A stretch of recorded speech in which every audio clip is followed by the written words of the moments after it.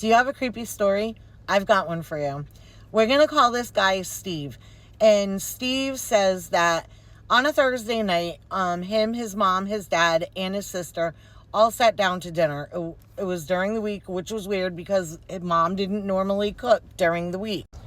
So Steve and the rest of the family noticed that mom is acting very weird. Like, she has this fake pasted on smile that was just really creepy and like not of her nature.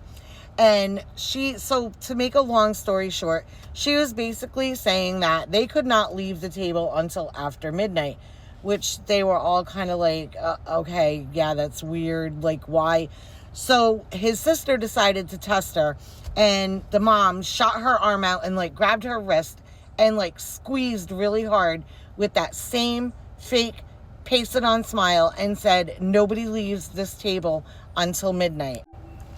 Steve keeps noticing that every time he looks at his mom, she's like glancing up at the clock, like she's literally waiting for something or someone.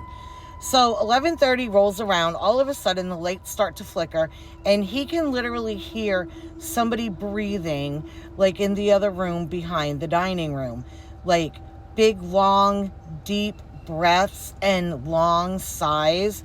And now everybody's starting to freak out, and the husband finally asks his wife, hey, what is actually really going on here? So mom proceeds to say, do you remember last year when we had our dinner? It was on a Thursday night and it was storming outside and the lights went out. You all went to bed and I stayed downstairs alone. The reason I stayed downstairs alone was because I knew that I wasn't actually alone. All of a sudden, they hear tapping, they hear the breathing again, and clear as day, a voice says, there is one missing.